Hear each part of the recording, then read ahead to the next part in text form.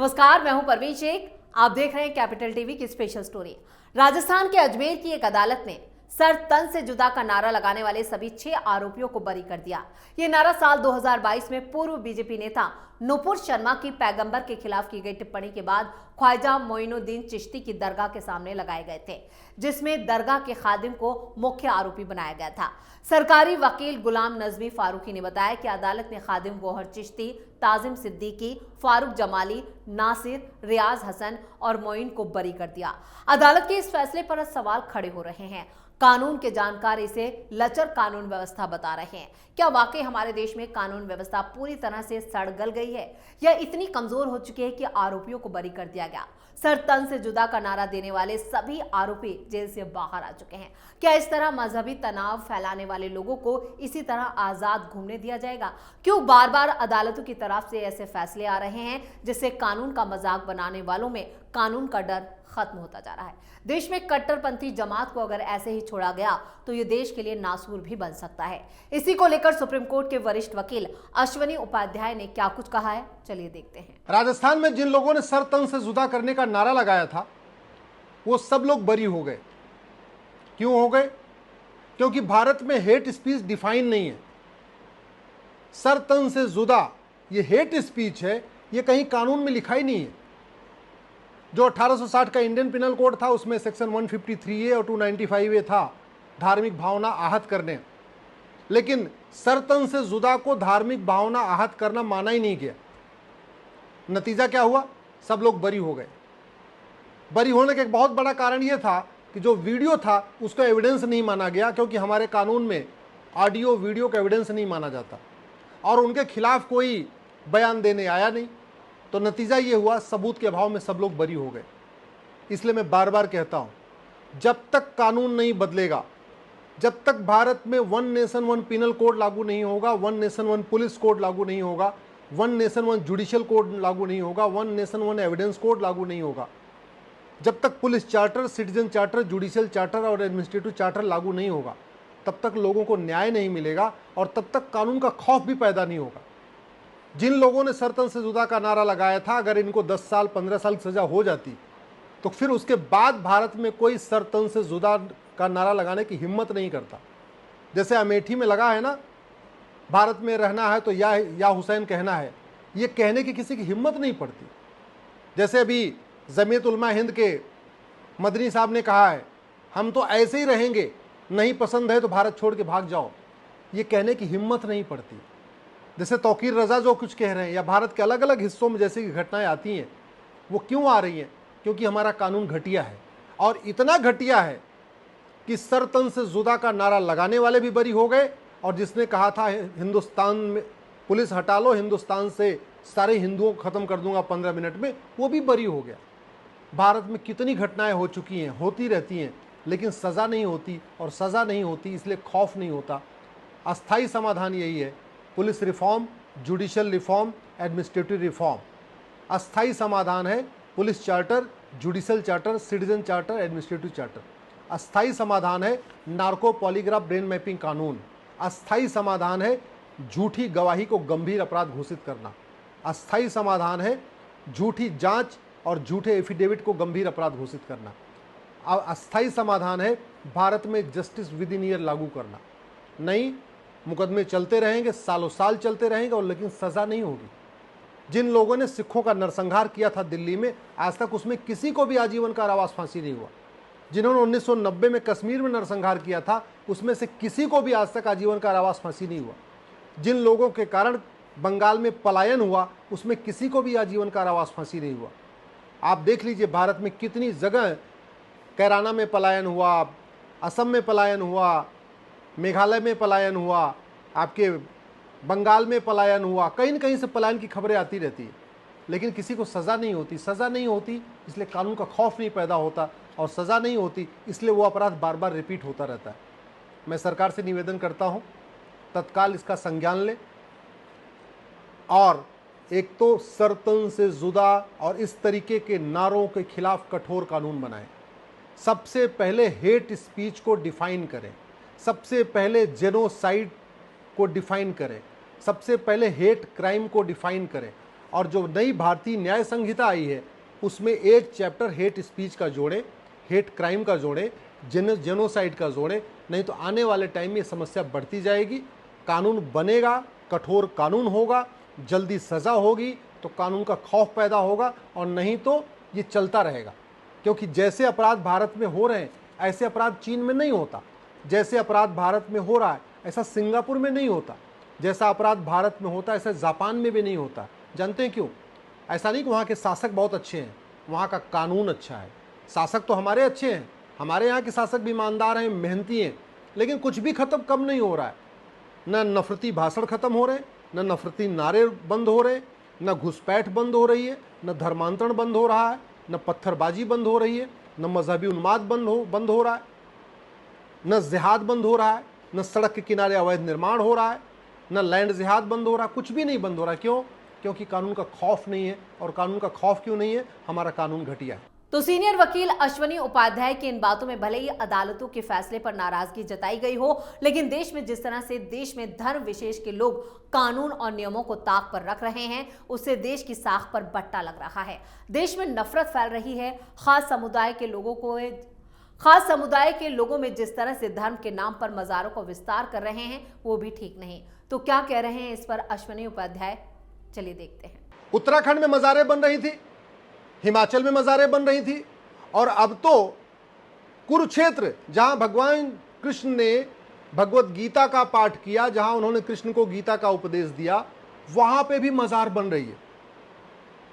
एक तरफ पूरे देश में मज़ारें बनाई जा रही हैं, वहीं दूसरी तरफ मज़ार बनाना और मज़ार पे जाना हराम है, दरगाह बनाना दरगाह पे जाना हराम है, पक्का कब्रिस्तान बनाना पक्के कब्रिस्तान पे जाना हराम है। इसीलिए पूरे अरब में एक भी पक्की मज़ार नहीं है, पूरे अरब में एक भी पक्की दरगाह नहीं है, पूरे अरब में एक भी पक्का कब्रिस्तान नहीं है। और क्यों नहीं है? क्योंकि अजान में कहा जाता है ला इलाहा इल्लल्लाह, अल्लाह के अलावा और कोई इबादत के लायक नहीं है। इसका मतलब ये हुआ अल्लाह के अलावा किसी की इबादत करना ही नहीं है। इसलिए पूरे अरब में, कुवैत में, बहरीन में, दुबई में, जितने भी खाड़ी देश, ओमान में, कहीं पे भी मज़ार दरगाह नहीं है, क्योंकि उनका ये मानना है मज़ार दरगाह बनाना और मज़ार दरगाह पे जाना हराम है। इसलिए जो असली मुस्लिम है वो मज़ार दरगाह बनाते नहीं, जाते नहीं। अब सवाल ये है कि जब ला इलाहा इल्लल्लाह, अल्लाह के अलावा और किसी की इबादत हराम है, तो भारत में ये मज़ार बना बना के किसकी इबादत हो रही है? मज़ार तो इंसान की बनती है, और बुत परस्ती हराम है, तो फिर मज़ार पे किसकी इबादत हो रही है? फिर तो मज़ार पे जाने वाले को जहन्नुम में, मज़ार पे जाने वाला जहन्नुम में जाएगा, उसको जन्नत तो मिल ही नहीं सकती। बड़े प्लान्ड वे में भारत की ज़मीन पे कब्जा करने के लिए चारों तरफ मज़ार दरगाह बनाई जा रही है, पक्के कब्रिस्तान बनाए जा रहे हैं। वक्फ बोर्ड पहले ही लाखों एकड़ ज़मीन लेके बैठा हुआ है, अभी नई प्लानिंग के साथ जगह जगह मज़ारें बनाई जा रही हैं, दरगाहें बनाई जा रही हैं, पक्का कब्रिस्तान बनाया जा रहा है, जो कि पूरी तरीके से अन इस्लामिक है, अन कुरानिक है और हराम है। इसलिए मैं सरकार से निवेदन करता हूं, तत्काल अवैध निर्माण के खिलाफ कठोर कानून बनाएं। सभी मैं बुद्धिजीवियों से कहता हूं, इस पर सार्वजनिक चर्चा करें कि अगर अजान में जब ये कहा जा रहा है कि अल्लाह के अलावा किसी की इबादत नहीं हो सकती है, तो ये मज़ार में किसकी इबादत हो रही, किसको वहाँ अगरबत्ती दिखाई जा रही, किसको फूल चढ़ाया जा रहा है, किसको प्रसाद चढ़ाया जा रहा है? किसी, भाई हिंदुओं में तो पहले से भी होता रहा है, महापुरुषों की समाधि स्थल होती है, समाधि स्थल पर लोग हिंदू जाते हैं, वहाँ तो कहीं पाप बताया नहीं गया, लेकिन इस्लाम में तो बताया गया कि भाई अल्लाह के अलावा किसी की इबादत करनी नहीं है। इवन इस्लाम में तो माता पिता का भी पैर नहीं छूते, क्योंकि केवल अल्लाह के सामने ही झुकना है, माता पिता के भी सामने नहीं झुकना है। तो जब माता पिता के भी सामने नहीं झुक सकते, माता पिता का भी पैर नहीं छू सकते, तो जाके मज़ार पे किसको मत्था टेक रहे हैं, दरगाह पे किसको मत्था टेक रहे हैं? और अगर चलिए हम मान भी लेते हैं कि भाई ठीक है, अरब का इस्लाम अलग है, भारत का इस्लाम अलग है, भारत वाले अरब के इस्लाम को नहीं मानते, अलग से इस्लाम मानते हैं, तो ठीक है, तो फिर अवैध निर्माण क्यों हो रहा है? सड़क के किनारे मज़ार दरगाह, हाईवे के किनारे अवैध मज़ार दरगाह, रेलवे स्टेशन के किनारे अवैध मज़ार दरगाह, एयरपोर्ट के किनारे किनारे मज़ार दरगाह, उत्तराखंड के सारे जंगलों में मज़ार दरगाह, हिमाचल के जंगलों में मज़ार दरगाह। ये क्या, ये कोई सोची समझी साजिश है? इस पर गंभीर चिंतन क्यों नहीं हो रहा है, चर्चा क्यों नहीं हो रही है? पहली बात, इस्लाम में बुत परस्ती हराम है, तो मज़ार दरगाह बनाना, मज़ार दरगाह पे जाना हराम है। और अगर एक बार मान लिया जाए कि नहीं, भारत के जो मुस्लिम्स हैं, चूँकि ये कन्वर्टेड हैं, ये अरब के इस मुस्लिम को नहीं मानते, अरब का कल्चर नहीं मानते, भी भारत का, जैसे भारत में लोग मठ मंदिर जाते थे वैसे ही जाते हैं, तो ठीक है भैया जाओ, लेकिन कम से कम अवैध निर्माण तो मत करो। मज़ार दरगाह बाकायदा ज़मीन खरीदो, वहाँ मज़ार दरगाह का निर्माण करो। ये क्या है कि फ्लाईओवर के ऊपर भी अवैध मज़ार दरगाह बन गई, ईंट भट्ठे पे मज़ार दरगाह, रेलवे स्टेशन के प्लेटफॉर्म पे भी मज़ार दरगाह। ये क्यों चल रहा है? ये इसलिए चल रहा है क्योंकि भारत में हमारे अवैध निर्माण के खिलाफ कोई कठोर कानून ही नहीं है।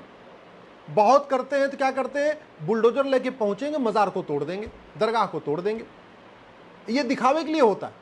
जब तक एक मज़ार तोड़ी जाती है ना भारत में, तब तक पूरे भारत में 100 मज़ार बन चुकी होती है। जब तक एक दरगाह तोड़ी जाती है तब तक भारत में 100 दरगाह बन चुकी होती है। इससे कोई फ़ायदा नहीं हो रहा है, इससे केवल नाम हो सकता है, थोड़ा जय जयकार हो सकती है, भाई हमने बुलडोजर लगा के मज़ार तोड़ दिया, दरगाह तोड़ दिया। सच्चाई ये है, जब तक एक तोड़ी जाती तब तक 100 बन चुकी होती है। अस्थायी समाधान, कठोर कानून, अवैध निर्माण विरोधी कठोर कानून। जब तक अवैध मज़ार बनाने को, अवैध दरगाह बनाने को, सड़क के किनारे अवैध निर्माण करने को, रेलवे स्टेशन के किनारे अवैध निर्माण करने को गंभीर अपराध घोषित नहीं किया जाएगा, 10, 20, 50 लोगों को 10-10 साल सज़ा नहीं होगी, तब तक ये खौफ नहीं पैदा होगा। अभी तो यही हो रहा है कि काम करो, मज़ार बना लो, बहुत होगा, पुलिस आएगी, वीडियो अगर बहुत वायरल हो जाएगा तो पुलिस आएगी, उसको तोड़ देगी, इतना ही होगा। बनाने वाले को सज़ा नहीं हो रही है, बनाने वाले कोई उस पर जुर्माना नहीं लग रहा है। मैं तो कहता हूं कि अवैध निर्माण करने वालों को कम से कम 10 साल सजा होनी चाहिए। अवैध निर्माण करने वालों को कम से कम 10 साल का 10 लाख रुपए जुर्माना हो चाहिए, तब खौफ पैदा होगा, तब नहीं बनाएंगे। भाई चीन में अवैध मज़ार दरगाह तो नहीं बनती, सिंगापुर में मज़ार दरगाह अवैध निर्माण नहीं होता, अमेरिका में भी अवैध निर्माण नहीं होता, रूस में भी अवैध निर्माण नहीं होता, जापान में भी अवैध निर्माण नहीं होता। ये भारत में क्यों होता है? क्योंकि हमारा कानून सड़ा हुआ है। हम तूतू में करते हैं, बतौलेबाजी करते हैं, नूरा कुश्ती करते हैं, लेकिन अवैध निर्माण के खिलाफ कठोर कानून नहीं बनाते। हम जिहाद के खिलाफ कठोर कानून नहीं बनाते, मजहबी उन्माद के खिलाफ कठोर कानून नहीं बनाते, धर्मांतरण के खिलाफ कठोर कानून नहीं बनाते, घुसपैठ के खिलाफ कठोर कानून नहीं बनाते, हम ड्रग स्मगलिंग के खिलाफ कठोर कानून नहीं बनाते, ह्यूमन ट्रैफिकिंग के खिलाफ कठोर कानून नहीं बनाते, लैंड जिहाद पे हम कठोर कानून नहीं बनाते, लफ्ज़ जिहाद पे हम कठोर कानून नहीं बनाते, बस बतौलेबाजी करते हैं। तू मैं, आरोप प्रत्यारोप, नूरा कुश्ती, टीवी डिबेट में एक दूसरे से जीत रहे हैं, एक दूसरे को पछाड़ रहे हैं, ये सब कर रहे हैं, लेकिन जमीनी स्तर पे कोई बदलाव नहीं आ रहा है। क्यों? क्योंकि डॉक्टर बदलने से बीमारी ठीक नहीं होती है, दवा बदलना पड़ता है। याद रखिएगा, डॉक्टर लाख अच्छा हो, दवाई घटिया हो तो बीमारी ठीक नहीं होती। ऐसे शासक बहुत अच्छा हो, अगर कानून घटिया होता है, कानून कमज़ोर होता है तो अराजकता ख़त्म नहीं होती है। कोई भी पत्थरबाजी नहीं रुकती है, न अलगाववाद रुकता है, न नक्सलवाद रुकता है, न माओवाद रुकता है, न कट्टरवाद रुकता है, न जिहाद खत्म होता है, न मजहबी उन्माद खत्म होता है, न धर्मांतरण रुकता है, न घुसपैठ रुकती, कुछ भी नहीं रुकता। और भारत में जो कुछ ये हो रहा है, ये पूरी दुनिया में नहीं हो रहा है। भारत में जो कुछ हो रहा है ये लाइलाज समस्या नहीं है, इसका इलाज है, लेकिन हमारा कानून घटिया है, इसलिए सब कुछ जारी है। देश में अगर इसी तरह से कानून और नियमों को ताक पर रखकर ये सब होता रहा तो अराजकता के हालात पैदा हो सकते हैं। ऐसे में प्रशासन और सरकार को और सख्त होना होगा, साथ ही नए नियमों और कानून बनाने होंगे। वहीं पुराने कानूनों में भी बदलाव की जरूरत है और ये बात राजनीतिक दलों को भी समझनी होगी। सिर्फ लोकतंत्र और संविधान के नाम पर कुछ भी करने की आजादी नहीं दी जा सकती है। स्पेशल स्टोरी में इतना ही। वीडियो कैसा लगा कमेंट करके अपनी राय जरूर दें। वीडियो को लाइक करें, शेयर करें और कैपिटल टीवी को सब्सक्राइब जरूर करें। नमस्कार।